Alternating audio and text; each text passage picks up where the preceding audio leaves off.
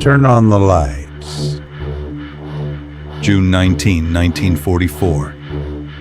400 hours, Philippine Sea. The steel deck of the Japanese flagship Taiho is a creature of the pre-dawn dark, humming with a nervous mechanical energy. Vice Admiral Jisaburo Ozawa stands on his armored bridge, the air sticky and salt-laden. He sips bitter cold tea. For 2 days, his mobile fleet, the most powerful carrier force Japan can still muster, has steamed east, a steel predator hunting the hunter. This is the day of Kessen, the decisive battle. Ozawa is a gambler, but he believes he holds a winning hand. The American Fifth Fleet, commanded by the methodical Raymond Spruance, is tied down, protecting the amphibious landings on the island of Saipan. It is a stationary target. Ozawa's 9 carriers, however, are mobile, and they have a crucial advantage: range. His aircraft, the A6M-0, the Yokosuka D-4Y Judy dive bomber, and the Nakajima B-6N Jill torpedo plane, can strike from 300 miles out. The American planes, he calculates, are limited to 200. The plan is elegant and brutal. It is codenamed Eigo. Ozawa will launch his waves from beyond the Americans' reach. His pilots will strike the American carriers, fly onto the airfields at Guam and Rota to refuel and rearm, and then strike the baffled enemy again on their way back. It will be a perfect, continuous shuttle bombing. The Americans, caught between this aerial anvil and the naval hammer, will be annihilated. The invasion of Saipan will be broken, and the tide of the war turned. At 0730, the wind speed indicators read 28 knots. The order is given. Commence launching! On the Taiho and across the fleet, on the Shokaku, the Zuikaku, the Hiyo, engines roar to life. On the flight deck of the Zuikaku, Petty Officer First Class Tanimoto Endo bows toward the ship's shrine. He is 21. He is not a veteran of Pearl Harbor or Midway. Those men are almost all gone, ashes scattered from Rabaul to Guadalcanal. Tanimoto is a product of an accelerated, desperate training program. He has logged less than 90 hours in his Zero. His instructors told him he was adequate. He scans his instrument panel. The Zero feels light, fragile. It is a legend, the aircraft that swept the skies of 1941. But in 1944, it is a whisper of its former self. Its armor stripped for speed, its fuel tanks unprotected. He and the 68 other pilots in this first wave are, in his mind, the divine wind, the kamikaze in spirit, if not yet in name. The flight commander's flag drops. Tanimoto's Zero lurches forward, accelerates, and lifts off the deck, banking into the rising sun. 150 miles to the east, on the bridge of the USS Lexington, flagship of Task Force 58, Vice Admiral Mark Pete Mitcher sips coffee. He hates this. His scout planes have found Ozawa, but Admiral Spruance has forbidden him from turning west to attack. Spruance's orders are clear. Protect the invasion. Do not let them get a shot at the transports. Mitcher, a brawler, wants to hunt. Spruance, a chess player, is forcing him to be bait. At 0950, in the blacked-out, sweat-drenched Combat Information Center, the CIC, deep within the Lexington, a sailor leans forward. "Skipper, I got something. Big." The voice of the fighter director, Lieutenant Joseph Joe Eggert, is preternaturally calm. "Details, mister. Contact, bearing 300, range 140 miles. It's a hell of a lot of planes, sir. I count over 70. The plotters on the clear plexiglass board begin to swarm, their grease pencils tracing the incoming vector. In the CIC of the USS Bunker Hill, the Enterprise, the Wasp, the same plot is appearing. Ozawa's first wave. The Japanese pilots, still 100 miles out, have no idea they have already been seen. They are flying into an invisible electronic net. On the Lexington's bridge, the klaxon sounds.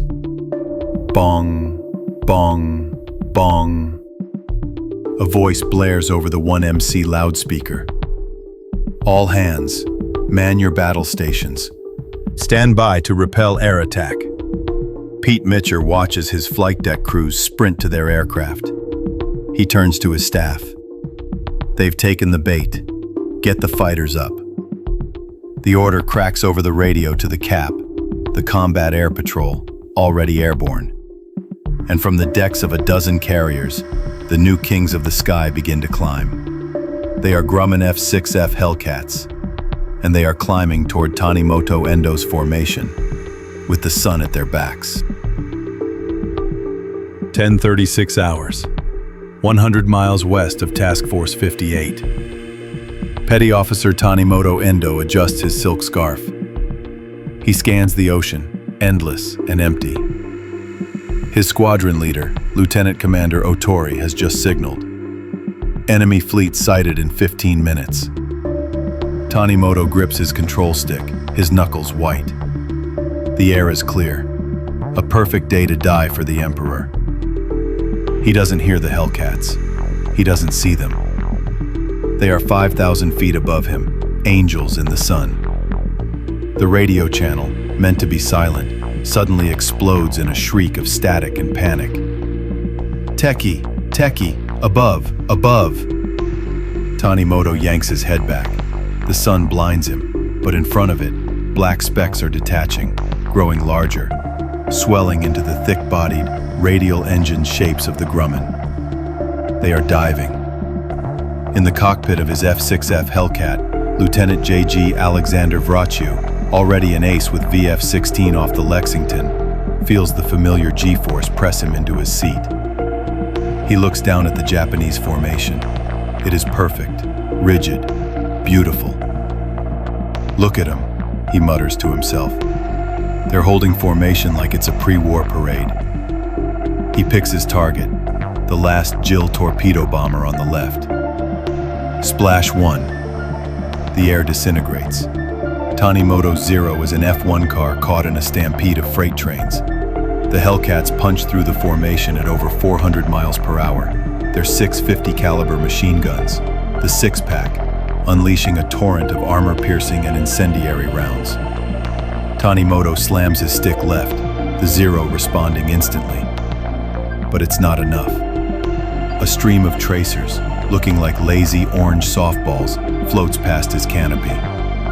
He sees Otori's Judy dive bomber simply cease to exist.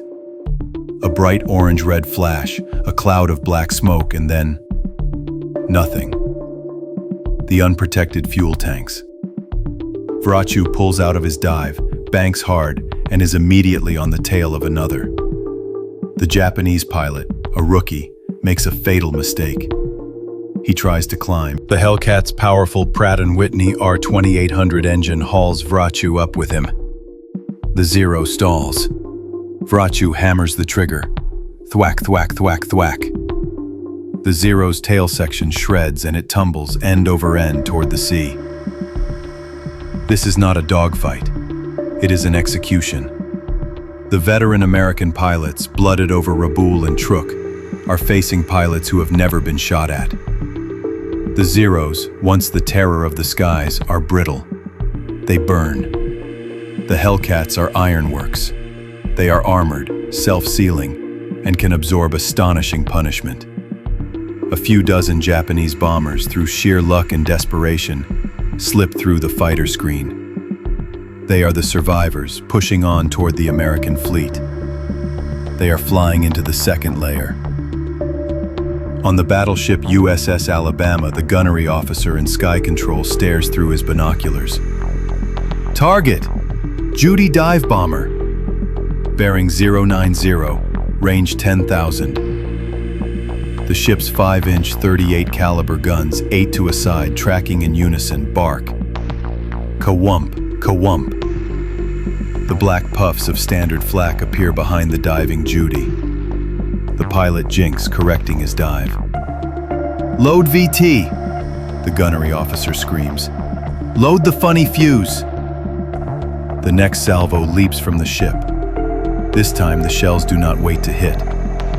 3,000 yards from the Alabama, the Judy is suddenly bracketed by a cluster of explosions. The pilot feels no impact, but his plane is ripped apart. The proximity fuse shells, codenamed VT, are miniature radar stations. They detonate automatically when they sense an aircraft nearby. To the Japanese pilot, it is black magic. He is flying through an invisible wall of shrapnel. His wing shears off. He cartwheels into the ocean. In less than 45 minutes, Ozawa's first wave is annihilated. Of the 69 aircraft sent, 42 are gone. Tanimoto Endo is alone. His fuel gauge is flickering. His radio is dead. He has not fired his guns. He has not seen an American carrier. He has only seen his friends burned. He turns his shattered Zero back west, toward Guam. Back on the Lexington, Joe Eggert in the CIC is already marking a new plot. Skipper, radar contact, bearing 310, range 110 miles. He looks at his fellow plotters, his face grim. This one's bigger. Ozawa's second wave, 128 aircraft strong, is on its way. 11:15 hours, 150 miles west of Task Force 58. The Combat Information Center of the USS Essex is a pressurized tomb of sweat, stale air, and organized chaos. The plexiglass plotting board is a frantic spiderweb of grease pencil lines, all converging on the center, the task force. The new plot, Ozawa's second wave, is a massive, angry red smear. 128 aircraft. Commander Charles "Charlie" Brewer, the Essex's fighter director, chews on a dead cigar. He is responsible for vectoring the Hellcats. He looks at the board, then at his radar screen. The Japanese are 60 miles out. "All right," Brewer says, his voice cutting through the tension. "Vector all sections. Target bearing 315, Angels 20. He is not panicking. This is not a problem. This is a dream. "Intercept and sweep," he orders. "Tally-ho." The order goes out. From the Lexington, the Bunker Hill, the Wasp, the Hornet, every Hellcat in the sky, over 200 of them, turns as one, a single clawed hand, to meet the Japanese. In this wave, flying a Judy dive bomber is Lieutenant Yoshio Mori. He is a veteran, a man who flew at Santa Cruz. He knows what a real fight looks like. He expects discipline, honor, a duel of samurai. What he sees instead is a wall. The American fighters are not waiting, they are not scattered. They are stacked, disciplined, from 22,000 feet down to 15,000, waiting for him. This, he thinks, is not battle. This is an ambush. The Hellcats dive. This time the Japanese try to fight back. They break formation, Zeros peeling off to engage the American fighters while the bombers dive for the fleet. It makes no difference. The Zeros are outclassed in power, armor, and gunnery. The bombers, stripped of their escort, are meat. Lieutenant J.G. Alex Vrachu, the same pilot from the first wave, dives his Hellcat Gadget into a gaggle of Judy bombers. He is a mathematician of aerial combat. He doesn't waste a single round. He lines up on one. Brap! The Judy explodes. He flicks his stick, slides onto the wing of another. Brap! Fire. He pulls up, loops over, and comes down on a third. In 8 minutes, Alex Vrachu shoots down 6 enemy aircraft. The radio net for Task Force 58 becomes a bedlam of triumph. Splash one, splash one. I'm on his tail. He's burning. There's another one on me. Somebody get this. Never mind. He's gone. And then an unknown voice. His drawl cutting through the static with a tone of sheer, giddy disbelief makes the call that will define the day. Why hell? The pilot laughs. This is just like an old-time turkey shoot. The name sticks. Instantly. This is the great Marianas Turkey Shoot. But as the skies bleed fire 150 miles to the east, Admiral Ozawa is fighting a different, silent enemy. We rewind. 0910 hours. Ozawa is on the bridge of the Taiho, his brand new armored deck flagship. He is watching his first wave fly off when a lookout screams, "Torpedo! Starboard bow!" Lookout sees 6 torpedoes. 5 of them miss. The 6th is aimed perfectly. But a Japanese pilot, Warrant Officer Sakio Komatsu, taking off in his Jill bomber, sees it. In a final, desperate act, he dives his own aircraft, torpedo and all, straight at the incoming American torpedo. He tries to intercept it. He misses by seconds, his plane splashing into the sea as the torpedo from the USS Albacore slams into the Taiho's hull. The explosion is muffled. The ship barely shudders. It's a single hit near the forward aviation gasoline tanks. The lights flicker, but the ship is so well built that the armored flight deck is unharmed. The Taiho is still making 26 knots. Ozawa, annoyed but undeterred, continues to direct the battle. The hit, however, has jammed the forward elevator, and it has cracked a fuel line. Raw, high-octane aviation fuel begins to vaporize. The fumes, heavier than air, settle in the elevator shaft.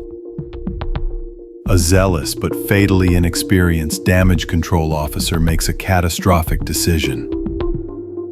To clear the gas, he orders the ship's entire ventilation system turned on to full blast. Now, at 11:50, as the last of his 128-plane second wave is being hunted down and killed, Ozawa is standing on a floating bomb. The ventilation system is not clearing the fumes. It is pumping them, systematically, into every corner and crevice of the ship. And at this exact moment, 15 miles away, the submarine USS Kavala has lined up the veteran carrier Shokaku. Fire 1. Fire 2. Fire 3. The Kavala's torpedoes run true. The Shokaku, the ship that bombed Pearl Harbor, is ripped open. She is mortally wounded.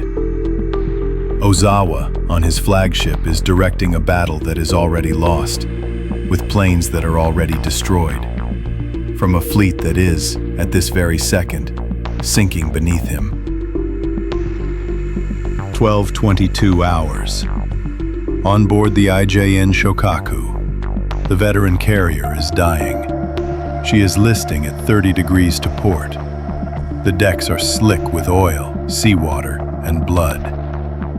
Captain Hiroshi Matsubara stands on the tilting bridge, his ship a broken giant. The USS Kavala's torpedoes have ruptured her aviation fuel tanks, and the fires below are now uncontrollable. cooking torpedo warheads and 500-pound bombs.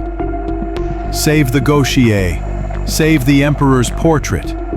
Sailors, choking on thick, acrid smoke, struggle to obey, forming a human chain to pass the sacred object to the high side of the deck. Matsubara gives his final order. All hands, abandon ship. It is too late. At 12:28, the volatile aviation gas fumes find a spark. A cataclysmic explosion rips the Shokaku in two. The shockwave is so violent it hurls men and aircraft debris hundreds of feet into the air. The ship that attacked Pearl Harbor, that fought at Coral Sea and Santa Cruz, rolls over and vanishes, a gurgling, fiery vortex pulling 1,272 men down into the dark. 15 miles away, Vice Admiral Ozawa, having seen the smoke, transfers his flag from the damaged Taiho to the destroyer Wakatsuki. He is furious. Shokaku, lost? To a single submarine? But his flagship Taiho is still in the fight, her decks clear, her armored hull sound. He refuses to believe the damage is critical. He is wrong. Deep below his feet, in the elevator shafts and ventilation ducts of the Taiho, the air itself has become a weapon. For 5 hours, the ship has been breathing in its own gasoline, exhaling it into every compartment, every void. The crew is dizzy, nauseated. The atmosphere is a high explosive. All it needs is a spark. 1400 hours. Orote Field, Guam. Petty Officer Tanimoto Endo lands his Zero. The landing gear groans, the airframe riddled with 50 caliber holes. He is shaking so badly he can barely unbuckle his harness. He is one of the few survivors of the first wave. He has failed. He has seen the sky ripped apart. But he is alive. He climbs onto the wing, looks around, and his heart freezes. The airfield is not the sanctuary he imagined. It is a trap. Lined up on the tarmac are the refueling Jill torpedo planes and Betty bombers meant for the shuttle bombing. They are perfect, stationary targets. A high, thin whine cuts the air. Cujo! The air raid siren screams. Tanimoto dives from the wing as shadows sweep the field. It is the Turkey Shoot, Part 2. Hellcats from the light carriers Bellow Wood and Cowpens have been circling the island, waiting. They descend like hawks. Their 50 calibers rip into the parked Japanese planes. One after another, the Jills and Bettys erupt. Fuel trucks detonate. The runway is turned into a 2,000-yard river of fire. Tanimoto huddles in a drainage ditch as the American pilots, unopposed, make pass after pass, strafing, bombing, and destroying Ozawa's shuttle bombing plan on the ground. For Tanimoto, the realization is stark. There is no escape. The sea is a death trap, and the land is a slaughterhouse. 1432 hours. On board the IJN Taiho, the ship is still underway. A junior officer, scrambling on the hangar deck to organize a damage control party, stumbles. Perhaps he drops a wrench. Perhaps his boot nail strikes a metal fitting. No one will ever know. A single spark. The vaporized gasoline ignites. The Taiho does not just explode, it detonates. A blinding white flash is followed by a concussion so massive it heaves the 6-inch thick armored flight deck upwards, peeling it open like the lid of a tin can. The blast obliterates the bridge, the hangars, and the hull, which splits open. The ship is instantly engulfed in a fireball half a mile high. The 31,000-ton carrier, the most advanced in the Japanese fleet, is gone in 3 seconds. She sinks so fast, she takes 1,650 of her 2,150-man crew with her. Admiral Ozawa, on the bridge of the destroyer Wakatsuki, watches his flagship vanish. His two largest, most modern carriers are at the bottom of the sea. His first two airwaves, nearly 200 planes, are gone. His land-based shuttle force is a smoking ruin on Guam, and his third and fourth waves, launched just before the Taiho died, are now flying, alone, toward the guns of the American fleet. 16:15 hours, 60 miles west of Task Force 58. Sub-Lieutenant Saburo Yano flies his A6M0, his throat parched. He is leading the escort for the fourth wave, a paltry 30 Zeros protecting 53 bombers and torpedo planes. He has heard nothing from the first or second waves. The radio is a dead void. His orders are to strike the American carriers and return to the Taiho. He is a phantom, flying a mission for a ship that is now 10,000 feet below the surface. He is looking for the American fleet. He doesn't need to. They have been waiting for him. In the Lexington CIC, Joe Eggert points a pencil at the new plots. The third and fourth waves are not a single powerful fist. They are the scattered, desperate fingers of a dying hand, arriving piecemeal. Target acquired, Eggert says, almost bored. Vector the cap, all sections. For the Hellcat pilots of Fighting 15 off the USS Hornet, this is not a battle. It is a cull. They are fresh, rearmed, and flying at a higher altitude. They dive. Saburo Yano sees them coming, a black swarm from the sun. He screams a warning and brakes hard, but his rookie wingman is too slow. A Hellcat, its 50 calibers flashing, passes by Yano's canopy at 300 knots. The wingman's Zero vaporizes. The bombers are exposed. The Hellcats ignore the Zeros and go straight for the Jills and Judys. It is a frenzy. The American pilots are methodical, efficient. They are factory workers dismantling a production line. One Jill pilot, in a suicidal, samurai-fueled rage, pushes his plane into a vertical dive, ignoring the fighters, aiming for the USS Wasp. He gets through the fighters. He screams over the radio, "Tatsugeki! Charge!" He is met by the Alabama and South Dakota. The sky around him becomes a solid wall of black puffs. The VT fuses. His Jill is not hit by a shell. It is murdered by the air. The shrapnel rips his wings, his engine, and his body to ribbons. He disintegrates 5,000 feet above the Wasp's deck.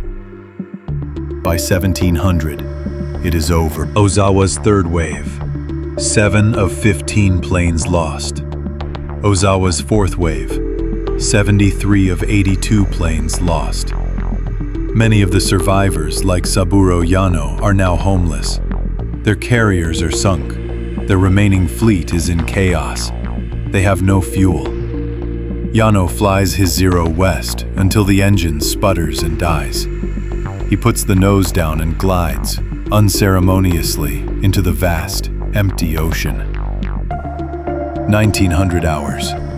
On the bridge of the USS Lexington, the sun is a bleeding crimson smear on the horizon. The last Hellcat touches down, its tailhook snagging the wire. The flight deck is a scene of pure, manic triumph. The numbers are coming in. They are unbelievable. Alex Vrachu has landed, claiming 7 kills, confirming 6 in a single day. The totals are staggering. Japanese losses for June 19th. 2 fleet carriers, Taiho and Shokaku, sunk. Over 370 carrier aircraft destroyed. Another 50 land-based aircraft destroyed on Guam. Total, over 420 aircraft. American losses, 30 aircraft. The battleships South Dakota and Indiana have minor damage. No ships lost. Vice Admiral Pete Mitcher is buzzing with a hunter's bloodlust. He paces his bridge. "We've got him," he growls. "We've got him on the run. We go west. We find him in the dark. We finish him." But the order from Admiral Spruance does not come. Spruance, 15 miles away on the cruiser Indianapolis, is a man haunted by caution. His primary mission is to protect Saipan. He has won the greatest defensive victory in naval history, but he doesn't know that Taiho and Shokaku are sunk. He only knows his pilots claim to have shot down hundreds of planes. What if it's a trick? What if Ozawa has a fifth carrier, a reserve force, waiting to lure him away and then sweep in to destroy the invasion transports? Spruance makes his decision. Set course east. We cover Saipan. On the Lexington, Mitcher is incandescent with rage. He's letting them get away. He's letting them get away. The American fleet, victorious beyond its wildest dreams, turns away from the retreating, shattered Japanese. The great Marianas Turkey Shoot is over, but the battle is not. June 20th, 1944, 1540 hours. Bridge of the USS Lexington. Vice Admiral Pete Mitcher is a caged animal. For 22 hours, he has been forced to sail east, away from the enemy. He has obeyed Spruance's orders, protecting Saipan. But every hour, his pilots have been scouring the western horizon, hunting. The door to the bridge clacks open. A communications officer runs in, waving a flimsy sheet of paper. "Sir, from the Enterprise, Scout Plane 15 Baker 1. Mitcher snatches the dispatch. His eyes go wide. "Contact, enemy fleet, bearing 277, range 275 miles, latitude 1500 north, longitude 13430 east. One large carrier, 2 light carriers, battleships, cruisers." Mitcher looks at the clock. 16:21. He does the math. It is a calculation that makes his blood run cold. The Japanese are 275 miles away. His aircraft have a combat radius of just over 300. To launch now means a 600-mile round trip. They will be attacking at the extreme limit of their range, and they will be attacking at sunset. They will have to fly 300 miles back in total darkness. In 1944, carrier aviation is a daytime profession. Night landings are not practiced. They are a desperation move, an emergency procedure that kills pilots. To launch 200-plus aircraft on this mission is, by every naval doctrine, suicidal. Commander Arleigh 31-Knot Burke, his chief of staff, looks at him. "Admiral, they'll be landing in the dark. We'll lose." "We know what we'll lose." Mitcher cuts him off.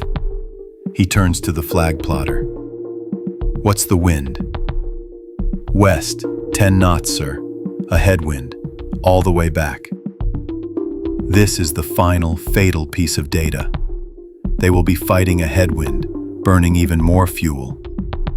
Pete Mitcher, the man who wanted to brawl, faces the gambler's choice. He can let Ozawa escape, his fleet intact, to fight another day. Or he can risk his entire air group to finish the job. He looks at the dispatch, then at the setting sun. Launch the fleet. 1636 hours. The flight decks of Task Force 58. The klaxon does not blare. Battle stations. It is a different call. Pilots, man your planes. Launch the strike. Men sprint. In the ready rooms, pilots who were just drinking coffee are now grabbing their charts and helmets. They know exactly what this means. On the deck of the Hornet, Lieutenant J.G. Warren Omark, a TBM Avenger pilot, checks his fuel.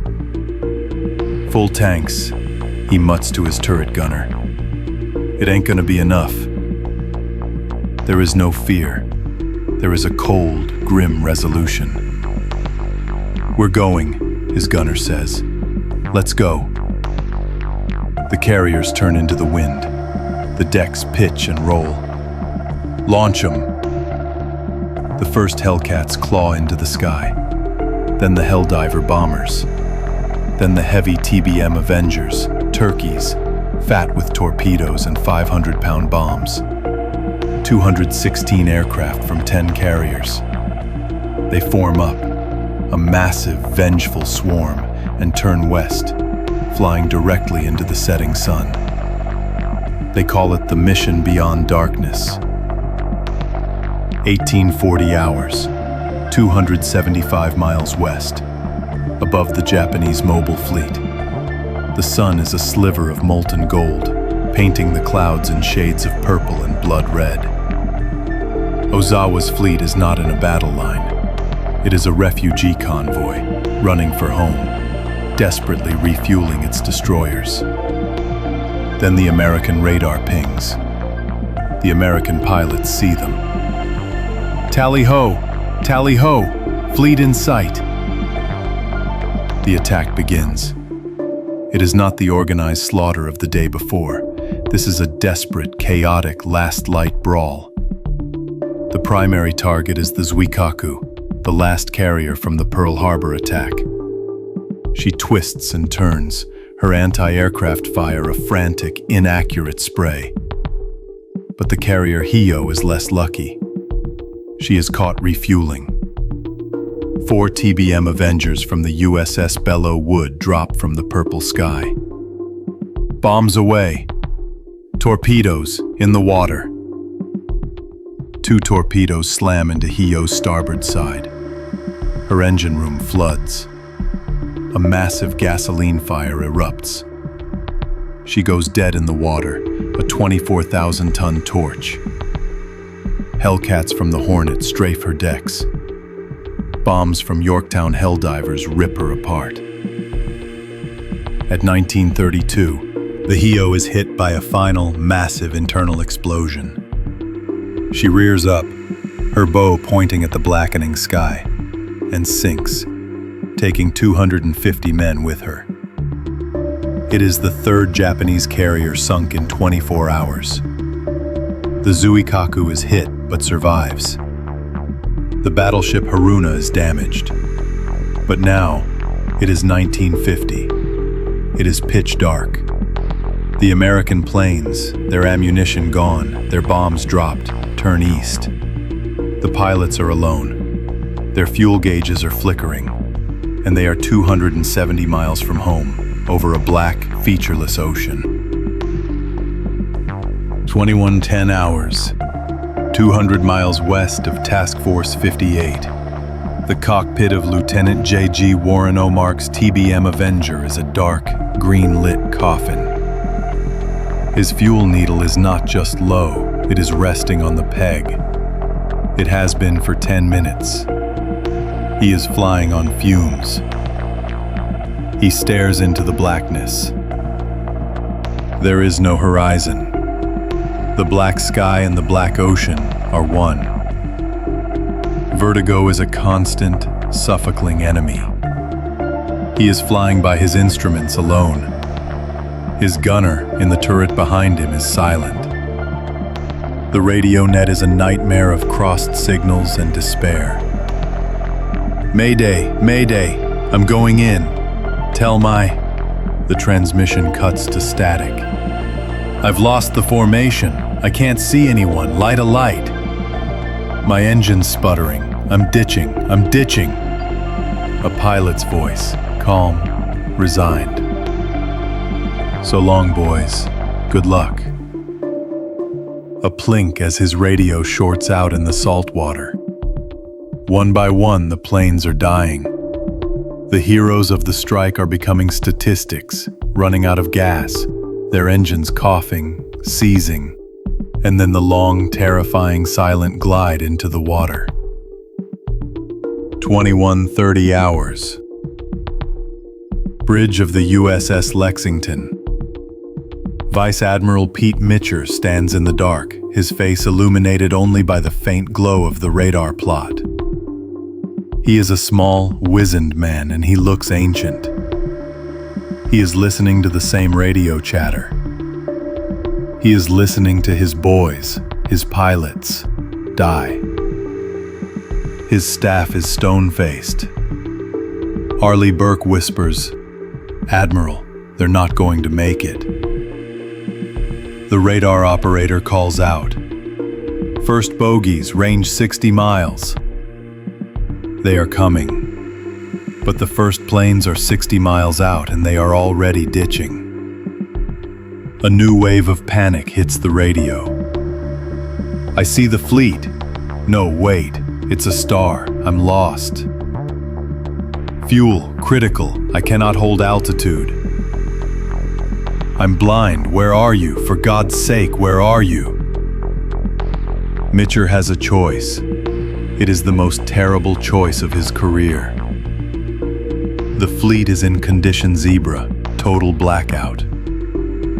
To turn on any light, even a single running light, is to scream, "Here I am," to any Japanese submarine in a 20-mile radius. It is a violation of the most fundamental rule of naval warfare. To light up the fleet is to risk the Lexington, the Enterprise, the Wasp, to risk everything. He looks at the radar plot, the blips flickering, some already vanishing. He thinks of the 800 men out there, in the dark, in the water. He has already lost 20 planes in the attack. He is about to lose 100 more, right in his own front yard. He turns to his flag captain. "Turn on the lights." The captain freezes. "Admiral?" "You heard me." Mitcher's voice is a low growl. "Turn them on. All of them." "Aye, sir." The order is given. Across Task Force 58, signalmen hit switches. In the middle of the Black Pacific, a city of 10 million lights erupts. The giant 36-inch carrier searchlights switch on, their beams pointing straight up, creating pillars of light. The flight decks are fully illuminated. Cruisers and destroyers fire star shells, which pop and drift down, bathing the ocean in a sickly green and white magnesium glare. Every running light on every ship is turned on. It is the most beautiful, most dangerous, most forbidden sight in the history of the U.S. Navy. 2140 hours. In the air. Warren Omark is 10 miles out, his engine sputtering, his hand on the ditching lever. He is preparing for the impact. Suddenly, his gunner screams over the intercom. "Skipper, look! Jesus Christ, look!" Omark looks up. The entire horizon, 20 miles across, is on fire with light. Pillars of white, decks glowing. The fleet. He is not alone. He is home. A wave of emotion so profound hits him he almost chokes. We're going to make it. But the return is chaos. There is no landing procedure. There is no squadron integrity. It is a panicked, desperate scramble for the first available deck. A Hellcat, its fuel gone, pancakes into the sea, 500 yards from the Lexington. A destroyer plucks the pilot out. A Helldiver, its landing gear shot up, crash lands on the deck of the Hornet, shearing off its wing and smashing into the island. The deck crew, the fire eaters, are on it with foam and axes before it stops sliding. A TBM Avenger, out of sequence, lands on top of another Avenger. A Hellcat pilot, seeing the Hornet's deck is full, lands anyway, clipping 3 parked planes. The decks are a tangle of wreckage. Pilots land on any ship they see, carrier or not. Some try to land on cruisers. Warren Omark makes his approach. His engine seizes on the final turn. He is a glider. He hits the deck of the bunker hill, not his ship, and slams into the barrier, the tailhook missing the wire. He is safe. For 2 hours, the planes land. They crash. They ditch. Mitcher stands on the bridge, unflinching, as his fleet is torn apart. Not by the enemy, but by his own desperate, exhausted pilots. By 2300, the last plane is down, or in the water. Pete Mitcher looks out at the burning wrecks on his flight deck. Turn off the lights.